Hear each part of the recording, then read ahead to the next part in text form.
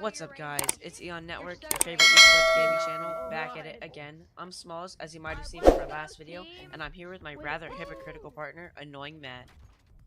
How can you call me annoying, first off? And then second off, you actually should be the last person calling anyone annoying. Oh no, you're very annoying and everybody knows. Yeah, okay, alright, wait a minute. You're gonna actually say that, and we're witnessing this Orion Drift event, and most of the people who are competing here tonight are actually dang annoying? The people who actually play Orion Drift are always annoying every single time, 24/7. Every single time I get on that game to try to recruit people, for instance, they're all over me. They're insulting me. They're actually so rude 24/7. I can't stand the people who play Orion Drift. I think for the people who play this game, they have absolutely no life. If you're gonna sit there and you're gonna call me annoying because of the fact that I do my job, I provide insight, I'm a broadcast journalist, I'm able to actually do my job every single time? You know, I'm actually kind of surprised you didn't bring out your iconic bald line. I mean, you think everybody's bald, but I guess your views changed. You know now that everyone has a nice head of hair. Not me. And it seems like the ball's about to go in, and that is a great goal right there. Yeah, I know. I'm gonna like a rego. Alright, anyways, so let's get straight into this match. Right now, we're actually going to be switching between two different POVs, as you can see right there. So this is Shalux right now that we're viewing, and then it's going to be swapping over to me, and right here is my POV in the pass, and it's just a goal against us. But basically... I'm about to go deaf. Hearing the people in the background, hey, listen, you know, I get that they're excited, and I understand that they're really having fun and all that. But the fact that I got to listen to this, the fact that I got to listen to people talking left and right in the background, somebody was just screaming moments ago, and again, my ears are never going to be the same again. I think, you know, you should cut off your ears if you don't want to listen to them. I think they have beautiful voices, and the comms are definitely top tier with the communication and teamwork that we have. You just suck up to these members all the time. I don't get it. Anyways, listen, you talked about teamwork, and listen, it's still the same here in this video nonetheless. Teamwork is going to make the dream work like that. It is indeed, but it seems like this game, that one person featured again is on the other team, so it seems like he's probably going to be carrying that team. And right now we're just trying to hit that some one person. plays. I understand that a lot of people, by the way, including that one person, they want my autograph, they want videos of me and all that stuff. I understand that, but beside the point, though, that one person has been very impressive, and I honestly think, I'm going to say it right here, right now, he is the dark horse to win the championship on Orion Drift. I believe that he, of all people, might actually become the Orion Drift champion for the very first time in the history of Eon Network, and that right there is saying something.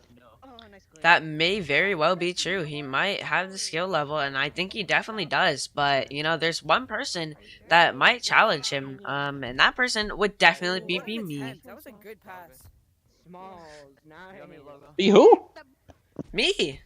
I'm the best. Nice. Okay. Why are you laughing at me? No, it's my turn. Well, anyway, as you can really see, good. there's a goal there. Smalls, listen, you know, I got to ask you a question. You're in this game again, and you were playing. And my question to you was honestly this, in all seriousness, all jokes aside, you gotta admit, it is kind of hard to, well, kind of maintain the ball at times. Absolutely. It takes basically how you get better. There's no real way to get better at this game. You really just have to play, and you have to experience and play. I learned how to play this game overnight. I pulled an all-nighter, and I was like, hey, this game looks fun. And I got someone to kind of teach me how to play the game, and they were really nice, and I kind of just learned the game overnight. And then I was obviously terrible, but then basically I just played pretty consistently for the next few weeks, and here we are. You know, now I've been playing for a couple months, and I mean, you know, I built up the teamwork, the communication, and the comms, and everything else needed to be a decent player for Orion Drift. And, you know, if there's one thing that I actually learned about this game is that most people who play this game have no lives. They're, I don't know, they actually are people who go around and they play video games 24/7. Again, they have no lives whatsoever. And they're just like people who play sports, for instance. I think people who play sports, just like people who play Orion Drift, they have nothing going for them in their life at all. And I completely disagree with that. I mean, me, I have a job, you know, I work and I make bank. And I totally have a life. I have friends.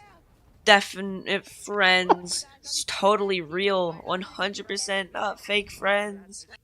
You know, having friends is the worst thing in the world, right? People who have friends are absolute losers, in my opinion. But Anyways, I have another question when it comes to Orion Drift as we're getting set for the Orion Drift Championship, obviously, this coming Sunday. I cannot wait for what's going to be happening, of course. It really is going to be the start of something new. It is the start of a new era. It is going to be the start of the first ever champion. As I said before in the previous video, we always have crowned a first ever of something. And now when it comes to Orion Drift, it really is probably going to be the most important first ever championship win of any kind.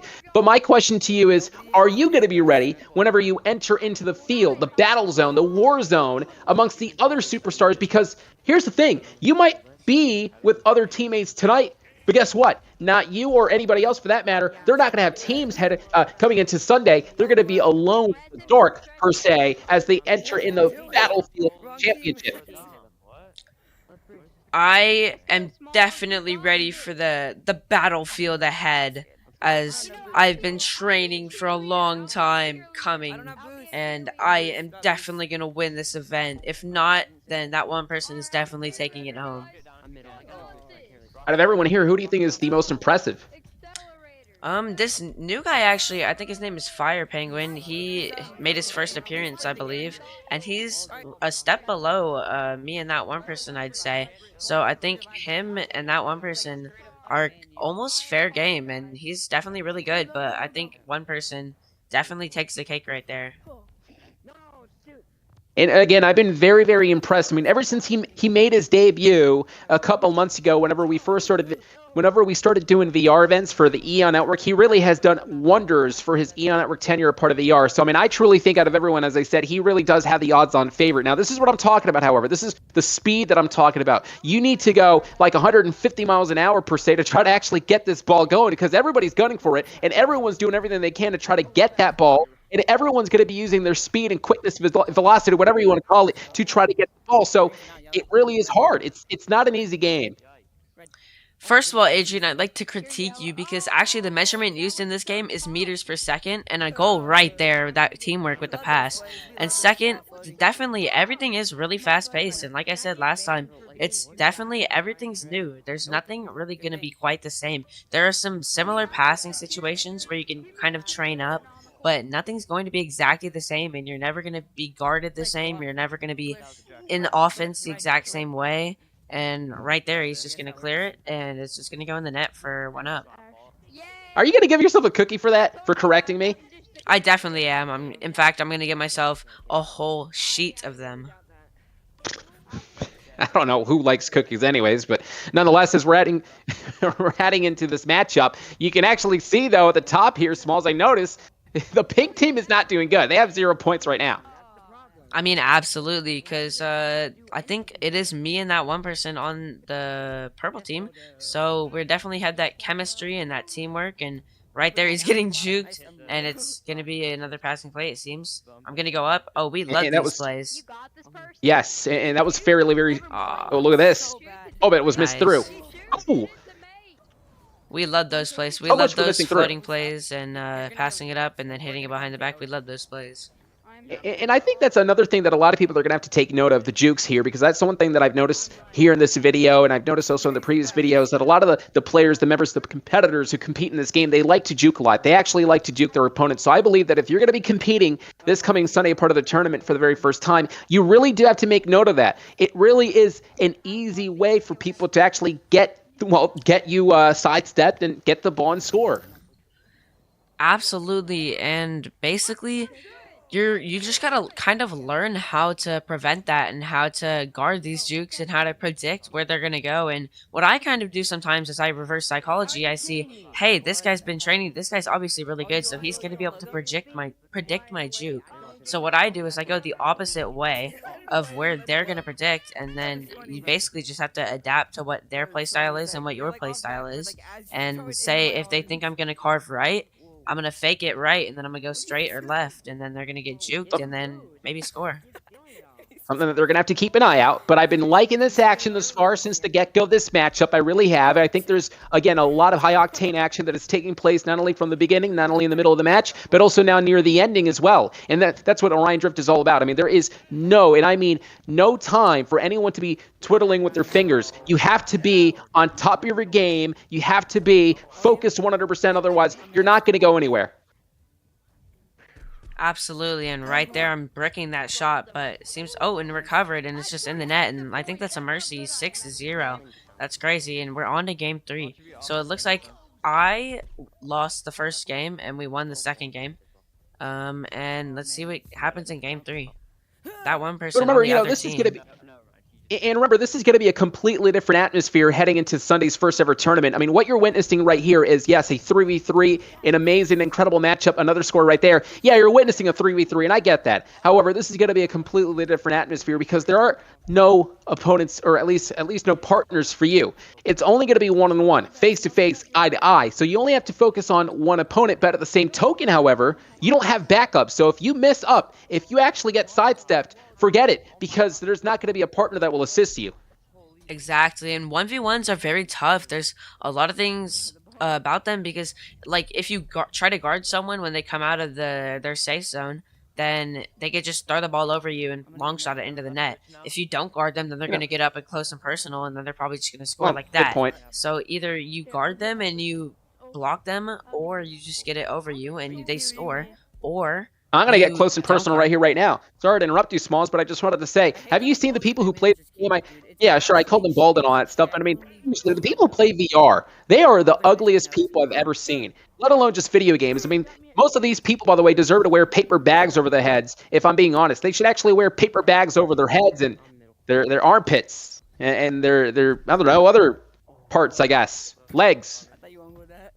I know you're not talking about other people being ugly or bad or not beautiful, because you are very ugly and they're very beautiful and masculine I'm and gonna put them together. everything else, Switch the them, whole and then just, like, shebang. Switch the POVs and then edit. Okay. Hey, look at this. So, like, file mail or something. Right there, Ooh. scoring against us. We are down by 3 because that one person's chemistry is on point today. So if there's one thing here, so you're witnessing this, so you have the best of both worlds. Not only are you playing in the game, or at least you played in the game, but you also are here. You have the best seat in the house. You're witnessing the game and you're calling it. But if there's one thing that you are able to change, that you're looking to change to get better, what would you tell yourself? Or if anything, what would you tell any other person for that matter that is looking to change their strategy and looking to change their gameplay for the better?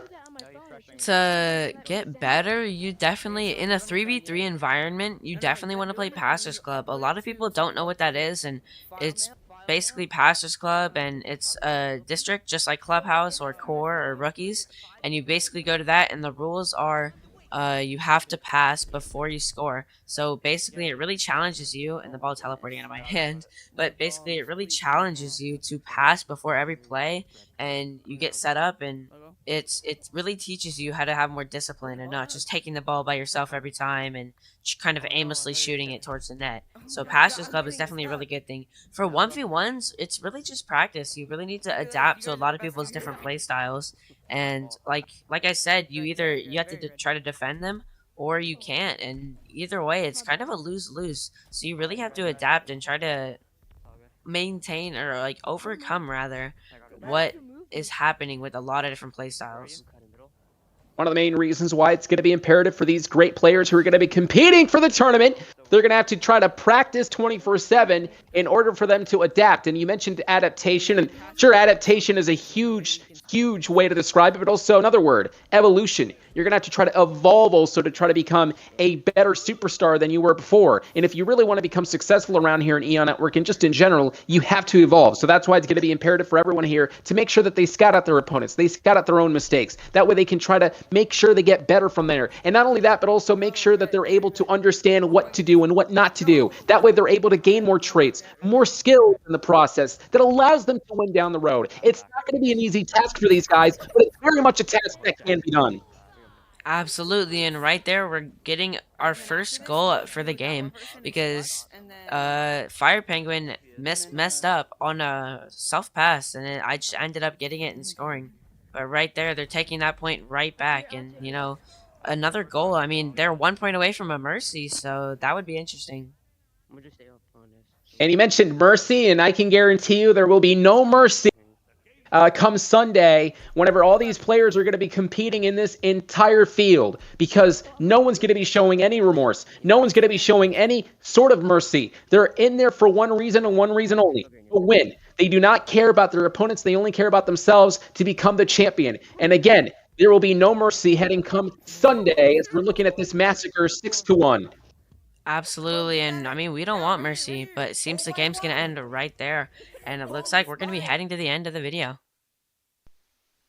Great action. I gotta say, that was a tremendous action, except for the fact that, again, the people who play Orion Drift are annoying, and let alone people who play video games. I think they have no lives whatsoever, and I still stand by what I said. I said that they should wear paper bags, but go ahead, I guess, exit the video. I think you should wear a trash bag, and I think everybody here should wear nice clothes, and everybody has a nice bed of hair, and everybody's really beautiful, Okay. and everybody's really handsome, and they're really beautiful, and they're really beautiful.